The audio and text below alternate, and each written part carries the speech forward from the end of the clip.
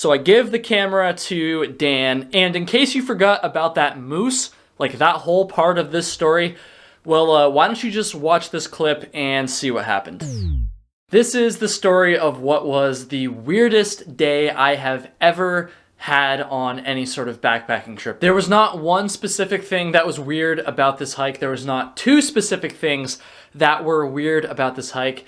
There were three things that were just really fucking weird about this hike, and that's the story that I'm about to tell right now. If you like weird hiking stories, be sure to smash the subscribe button and the like button as well. Weird shit happens when you're backpacking, when you're through hiking, when you're on the trail. I think pretty much every hiker understands that. And most hikers, I feel like, could pick three separate scenarios per se, where they could like name the three weirdest things that ever happened to them on the trail.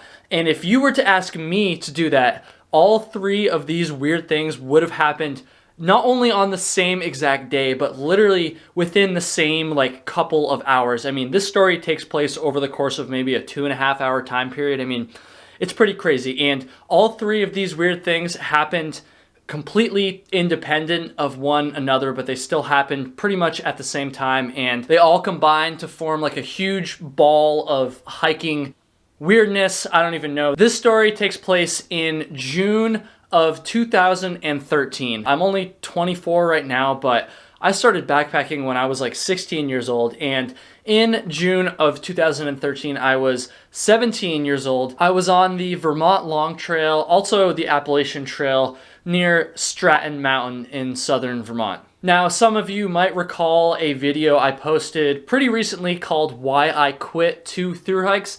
And in that video, I talked about how when I was 16, I tried to through hike the Long Trail and failed absolutely miserably. If you haven't seen that video, go check it out. I'll link it right here. So this story I'm telling now basically was a redemption hike.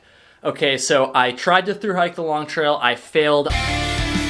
I made it like 2.5 days in, if I'm just gonna spoil the story now. So I decided after that experience that maybe I should like chill the fuck out for a second, and instead of through hiking the Long Trail, maybe I should just section hike it instead. So that's what I was doing on this hike. Me and a couple friends were gonna hike from the Massachusetts-Vermont border up about 80 miles or so to, I think it was route like 140. Now, joining me on this hike was my friend Dan and my friend Adam, who also happens to be this douchebag right here. Again, in case you like glossed over the part where I said we were like super young in this, we were still in high school, that is very, very important. I was 17 at the time, Adam was 17 at the time, and Dan was 16 at the time. So everything you hear me like say in the rest of this story, just imagine it from the perspective of a goofy ass high school kid.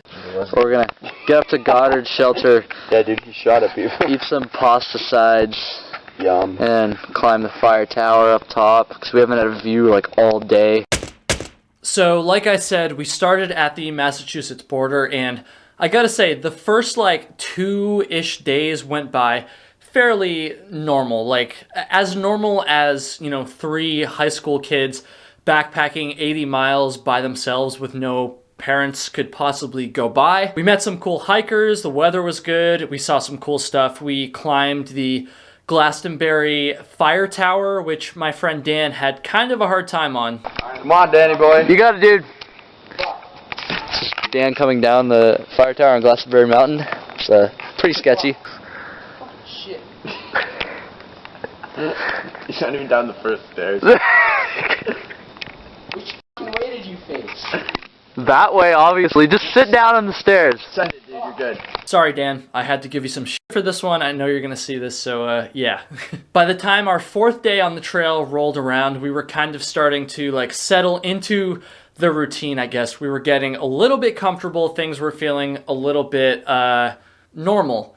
And that was all about to change, because this 4th day is when like shit just got like super fucking weird. So let's start off, first of all, if you're like a thru hiker or just like a huge hiking nerd or whatever, you might have heard about Hike Naked Day, which is this day, I don't know the exact day or whatever, but it's this day in like late June, I think, pretty much every year, where yeah, it's just hike naked. Like I feel like there's I can't really explain that. Here I am trying to like blab about this, but yeah, you fucking hike while you're naked if you're like a thru hiker trash person, whatever it is. And we didn't really know anything about this until that morning, and the reason we found out about it was because we left Story Springs Shelter on this morning, and a number of Appalachian Trail thru hikers took off in their full-on birthday suits. I'm talking just butt-ass naked, like just a backpack and their fucking trail runners or whatever. And so, being very impressionable, goofy high school kids, we saw this, and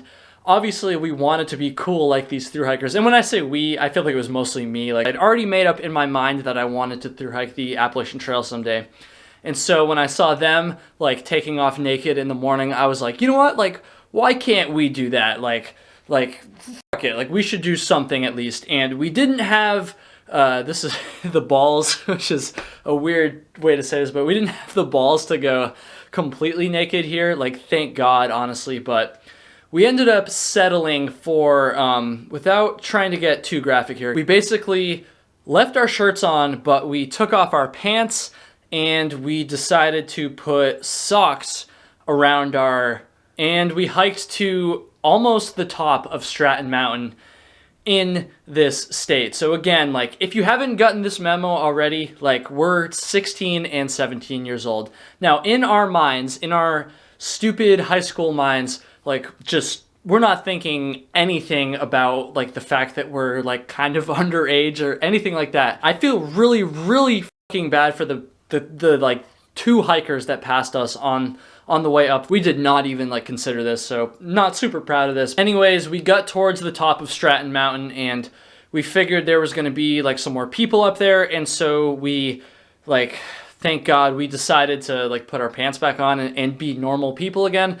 And so that's what we did, and we finally got up to the top of Stratton Mountain. And if you've ever been on Stratton, there is a caretaker up there. Now, as soon as we got up there, this caretaker came up to us, and the dude told us that there was a moose that had been kind of like a moose on the loose. Yeah, I'm gonna go with that. In the area, like around the summit of Stratton, and the moose had kind of been causing some problems with hikers.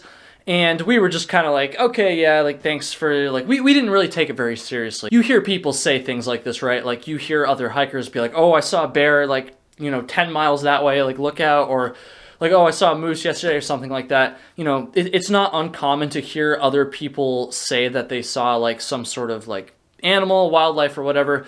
The fact that a caretaker told us this probably should have, like, set some bells off in our head, but again, 16, 17, and just, like, stupid, so we didn't really think that much of it. We're chilling up there. It's a beautiful, beautiful, sunny Vermont summer day. So, yeah, we're in the Stratton Fire Tower right now. Beautiful day. About time we had a nice view. Last one we got was from Glastonbury, which is way over there in the distance. Shortly after we got up there, a group of day hikers arrived. Now, I think there's a gondola that goes close to the summit. You can take this gondola to, like, within a mile of the summit, something like that. I don't know the exact numbers, but I'm pretty sure these people came up on the gondola. There was a lot of hikers up there already. It was a pretty crowded summit, and this group shows up, and it's being led by just, like, the most stereotypical fucking, like, hippie dude you could, like, possibly imagine. Like, I'm talking super long hair, I'm talking, like, tie-dye shirt, just a hippie-ass dude. And to make matters worse, this guy is also carrying this, like, horned instrument. Like, dude, I can't even describe it. It was just, like, a horned, like, instrument that looked like it was made from, like, termites or something. So this dude brings his group of, say, like 7 to 10 other day hikers, and he sits them down in a circle. And again, keep in mind, this is like a crowded summit. This isn't like a spot like way off in the middle of nowhere. There's people talking, there's people having a good time. Like I said, it was a beautiful day. And this isn't like a spot you would go to if you're looking for like peace and quiet, but I think this like hippie dude just had that in his mind for some reason. Like, he just thought that was like going to be the case. Like, you're on top of a mountain, like, of course it's going to be like super peaceful or whatever.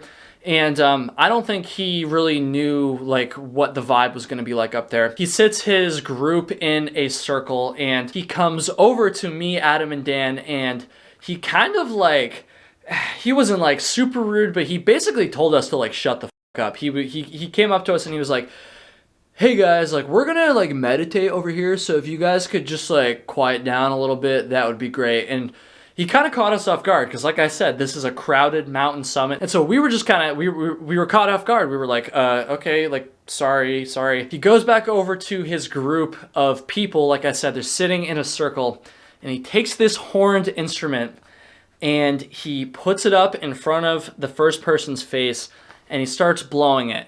And I can't really like accurately describe what this sounded like, but it was just like a very low pitched, like kind of like a grrr, like that, like obviously bad impression, but something like that. He's just blowing this right in front of people's faces. If you meditate and like you know like what the hell he was doing here, like I'm not trying to be a dick, like do whatever you want, like that's totally cool. The point of this isn't to like shit on people who meditate.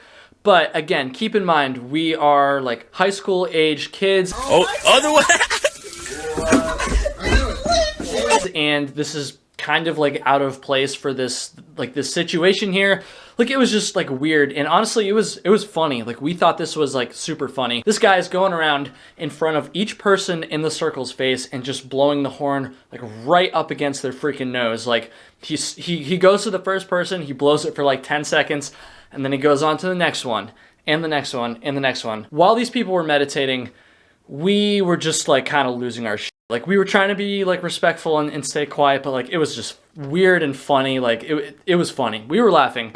And I got out my camera, my very shitty like potato quality freaking like point and shoot camera, and I hit record and I said something along the lines of like, hey, we're on Stratton Mountain and these people are like meditating and it's really weird. It's kind of funny. And as I was like saying this into the camera, my friend Dan was like, yo, give me the camera, I'll go film these people. And so I was like, yeah, like okay, like take the camera, Dan, like go film these people.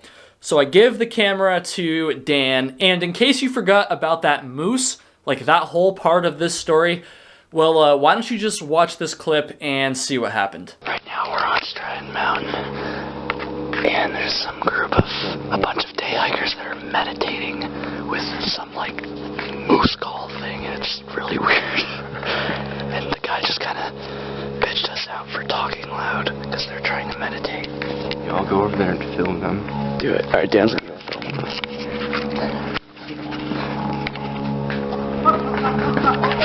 Holy shit. Holy. Oh, I got that.